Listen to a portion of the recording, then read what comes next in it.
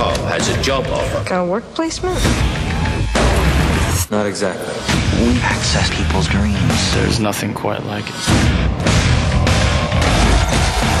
7月16日全面启动。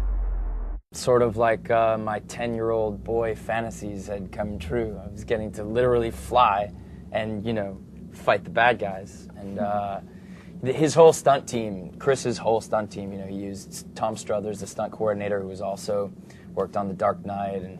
And they really ingratiated me into their clan and taught me so much, showed me the ropes, and pushed me hard. And it was difficult, and I was in pain sometimes.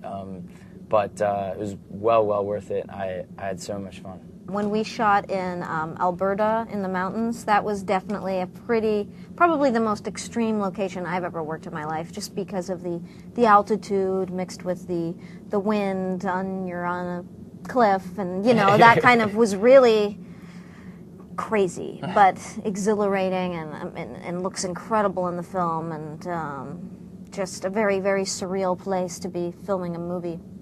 And then I think the challenge for me personally was with the fact that I was playing a character that essentially is really helping the audience a lot and asking a lot of questions and enabling those questions to feel real and organic, and be able to make that coming from a very honest place. But it was just a pleasure to come to work every day. Everybody was happy all the time. There weren't any like complaints or freakouts. You know, like Tom Struthers, who Joe mentioned, who's the stunt guy, or you know, Wally Fisher, who's the cinematographer, and Chris, just like always, like there was always such a joyous environment, despite like the scale and the magnitude of what needed to be done that day. Like incredibly just pleasant might be the term, you know, like just. So I think when that environment's being created by Chris and the lovely people he brings together and he works with, it creates an energy that is just such a joy. And I think when you watch the movie, you can tell it's being made by people who love what they're doing.